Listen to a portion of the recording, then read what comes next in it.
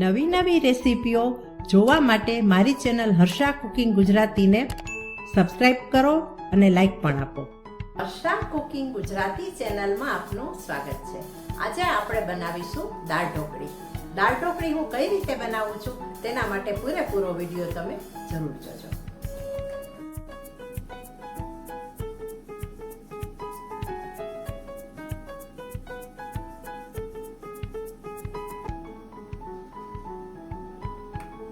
દાળ ઢોકળી બનાવવા માટે અહીં મેં પોણી વાટકી તુવેરની દાળ લીધી છે.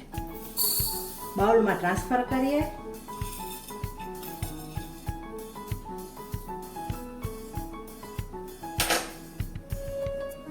પાણી નાખીને આપણે 3 વખત ધોઈ લઈએ.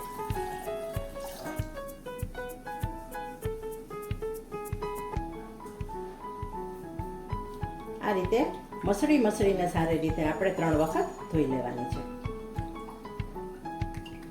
ધોયેલી દાળને આપણે સ્ટીલના બાઉલમાં ટ્રાન્સફર કરીએ.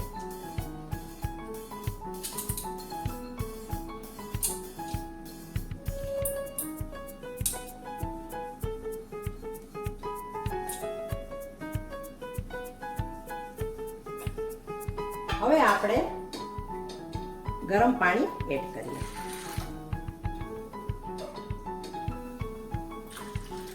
ગરમ પાણી આપણે દાળ બફાય એટલું એડ કરવાનું છે.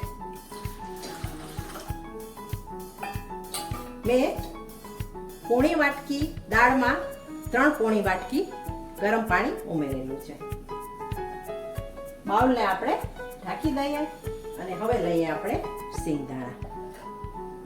દાળ ઢોકળીમાં સિંગદાણા ખૂબ સારા લાગે છે એટલે ચોક્કસ નાખવા. હવે સિંગદાણામાં પણ આપણે થોડું ગરમ પાણી એડ કરી દઈએ. તેને પણ આપણે નાખી દઈએ. હવે આપણે એક કુકર લઈએ અને કુકરની અંદર તળિયે ગરમ પાણી છે તેમાં આપણે સ્ટેન્ડ મૂકીએ. થોડું વધારે પાણી નાખીએ જેથી બળવાની કોઈ શક્યતા ન રહે અને પાણી પણ ઘટે નહીં. હવે જે સ્ટીલનો બાઉલ છે તે આપણે આ રીતે મૂકી દઈએ અને તેને ઢાંકી દઈએ. આપણે આ જે દાળ છે ડાયરેક્ટ કુકરના તળિયે નથી બાફતા પણ આ રીતે બાઉલમાં બાફીશું. એનું એક કારણ એ છે કે દાળ ઉભરાઈ જતી હોય છે અને ઢાંકણું પણ ખરાબ થતું હોય છે અને ગેસ પણ ખરાબ થતો હોય છે. જેથી આ રીતે આપણે બાફીએ ને તો ગેસ પણ ખરાબ ન થાય અને કુકર પણ ખરાબ ન થાય અને સાફ કરવું પણ ઈઝી પડે.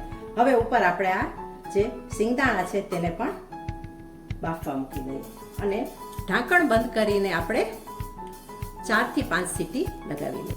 દાળ ઢોકળીની ઢોકળી બનાવવા માટે હવે આપણે લોટ તૈયાર કરીએ. અહીં મેં ઘઉંનો લોટ ઝીણો લીધો છે કે જેમાંથી આપણે રોટલી બનાવીએ છીએ. પોણી વાટકી મેં ઘઉંનો લોટ લીધો છે અને પા વાટકી મેં ચણાનો લોટ લીધો છે. દાળ ઢોકળી કાયમ માટે હું આ રીતે જ બનાવું છું. ઘઉંનો લોટ પણ નાખું છું અને ચણાનો. ઘઉંનો લોટ હું વધારે લઉં છું, પોણા ભાગનું માપ હોય છે અને પા ભાગ ચણાનો લોટ હોય છે.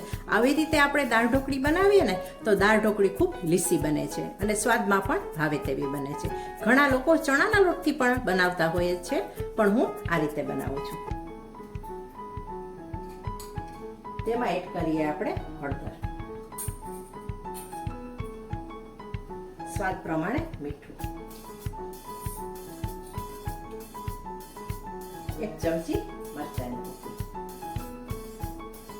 થોડું આપણે તેલ એડ કરી દઈએ.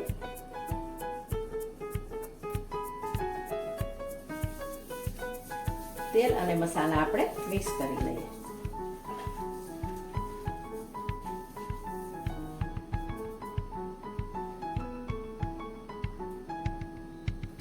પાણી નાખીને આપણે લોટ બાંધી લઈએ.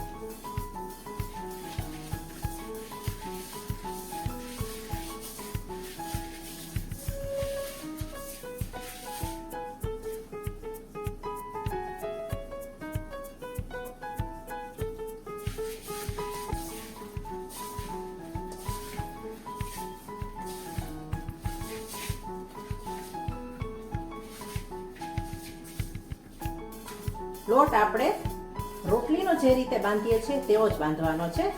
તેનાથી ઢીલો પણ નહીં અને તેનાથી કઠણ પણ નહીં.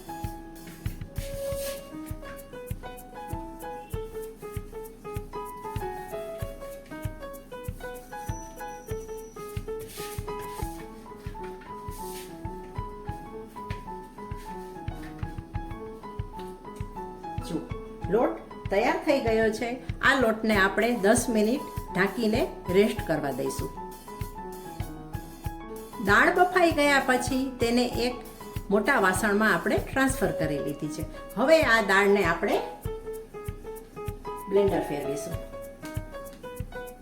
તેના માટે સૌથી પહેલા આપણે થોડું પાણી એડ કરીશું.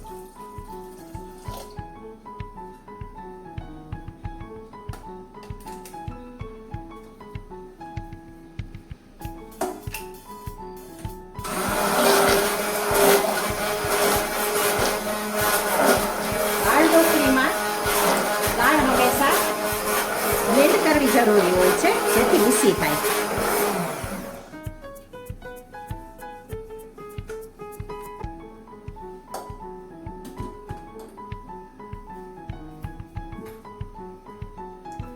અહીં સિંગદાણાને આપણે પીસવાના નથી, આપણે તેને આખા જ રાખીશું. માત્ર દાળને જ આપણે બ્લેન્ડ કરી છે.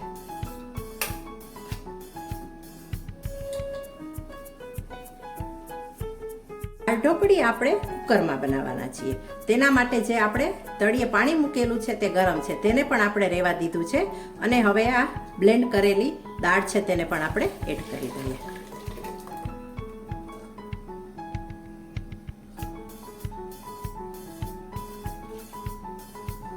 થોડું પાણી નાખી અને વધારાની જે અંદર દાળ છે તે પણ આપણે લઈ લઈએ.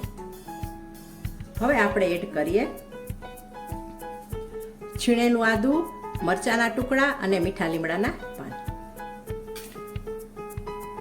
આપણે કોથમરીની દાંડલીઓ પણ ઝીણી સુધારી લીધી છે, તેને પણ એડ કરીએ. કોથમરીના આ રીતે દાંડલીઓ નાખીએ ને તો ખૂબ સરસ ફ્લેવર આવે છે. હવે ઉમેરીએ પાણી સહિત બાફેલા સિંગદાણા.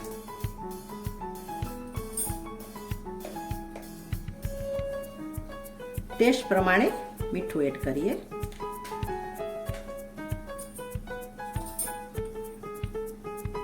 હળદર પાવડર એડ કરીએ.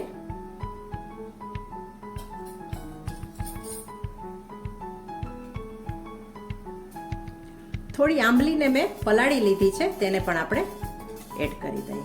સરસ સ્વાદ આવે છે આંબલીથી. સાથે આપણે ગોળ ઉમેરીએ. આંબલી અને ગોળ બંને નાખીશું ને તો એકદમ સરસ ટેસ્ટ આવશે. એક મોટો ચમચો મેં ગોળ લીધો છે. તમે તમારા સ્વાદ મુજબ લઈ શકો છો. ઘણા લોકો ગળ્યું ઓછું ખાતા હોય, ખાટું મીઠું, તો એ રીતે એડજસ્ટ કરી શકો.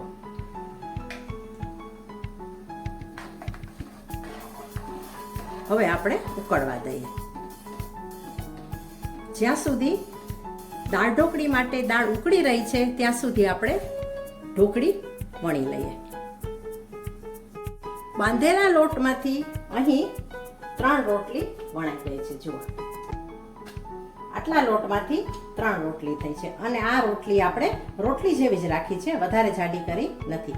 જાડી નહીં કરવાની, આ રીતે મીડિયમ આછી જ કરવાની, જેથી જલ્દી ચડી જાય. હવે આપણે કાપી લઈએ.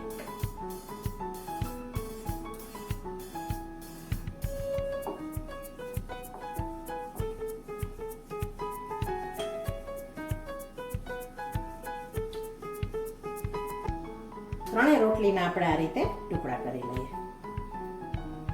તો દાળ પણ ઉકળી રહી છે અને ટુકડા પણ ઢોકળીના થઈ ગયા છે. હવે આપણે શું કરવાનું છે, જ્યારે આ રીતે દાળ ઉકળે ને સારી રીતે, ત્યારે જ આપણે આ ટુકડા ઉમેરવાના છે. જો દાળ ઉકળેલી ના હોય અને તરત જ આપણે દાળની અંદર નાખી દઈએ ને તો આ ટુકડા છે નીચે બેસી જાય અને બળવાની સુગંધ આવે. હવે આપણે જો ઉકળી ગઈ છે તેથી એક પછી એક ટુકડા એડ કરી દઈએ. અને ટુકડા આપણે છૂટા છૂટા નાખવાના છે, એકી સાથે બધા નાખી દેવાના નથી, નહીંતર બધા ભેગા થઈ જાય. આ રીતે નાખી દઈએ.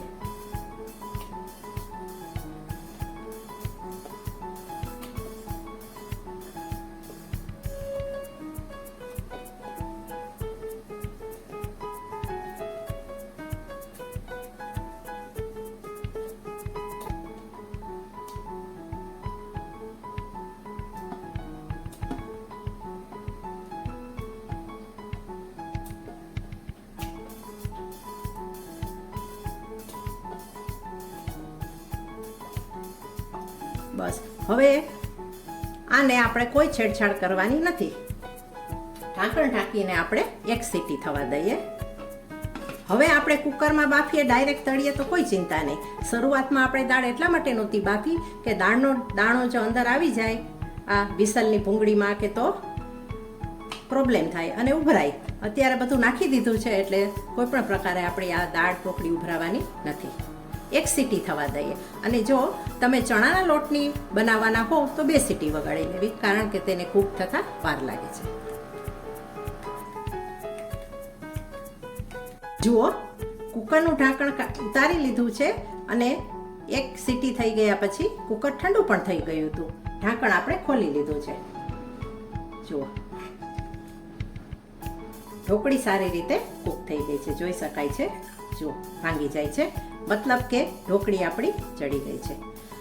આ રીતે જો તમે દાળ ઢોકળી બનાવશો ને તો ઓછી મહેનતે બનશે અને સમય અને શક્તિનો પણ બચાવ થઈ જશે. અને ટેસ્ટી તો જેવી આપણે તપેલામાં ઉકાળીને કરીએ છીએ એવી જ બને છે. આ કોઈ પણ ફરક પડતો નથી. હવે આપણે વઘાર કરીએ.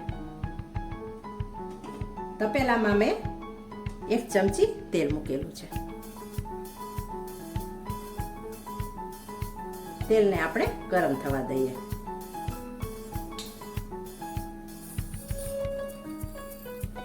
એક ચમચી રાઈ,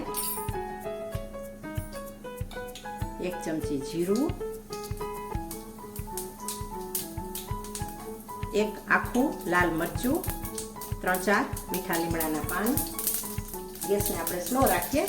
લવિંગ એડ કરીએ. લવિંગથી ખૂબ જ સરસ ટેસ્ટ આવશે. આ દાળ ઢોકળીમાં આંબલી, લવિંગ, મીઠા લીમડાના પાન અને સિંગદાણા ખૂબ જ સારા લાગે છે. હિંગ એડ કરી દઈએ અને આપણે જુઓ, તળિયે જરા પણ ચોટી નથી કે બળી નથી.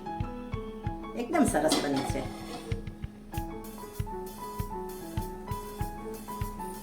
હવે આપણે વધારે કૂક કરવાની જરૂર નથી. માત્ર મસાલા જ ભળી જાય અને સેજ ઉકળી જાય ને એટલે આપણે ઉતારી લેશું. ગરમ મસાલો નાખીએ 1 ટીસ્પૂન. જોઈ શકાય છે એકદમ સુંદર દાળ ઢોકળી બનીને તૈયાર થઈ છે. તમે પણ બનાવતા હશો, પણ તમારી બનાવવાની રીત અને મારી રીત અલગ હોઈ શકે છે. હવે હું એક બીજું ઇન્ગ્રેડિયન્ટ નાખું છું જેનાથી ઓર ટેસ્ટી લાગશે આ દાળ ઢોકળી.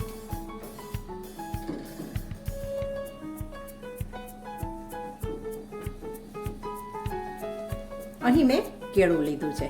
કેળાના આપણે નાના નાના ટુકડા એડ કરી દઈશું. ખૂબ સરસ લાગે છે પાકા કેળાના.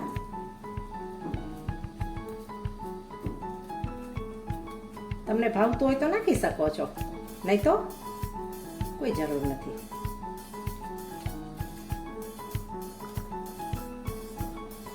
હવે ઉમેરી દઈએ કોથમરી. ગેસને આપણે બંધ કરીએ. આ તબક્કે આપણે ચાખી લેવાનું છે. જરૂર હોય તો લીંબુ નીચોવવાનું છે. હવે આપણે સર્વિંગ કરીશું. નવી ટ્રીક સાથે ઓછા સમયમાં એકદમ ચટાકેદાર દાળ ઢોકળી બનીને તૈયાર છે. Thanks for watching.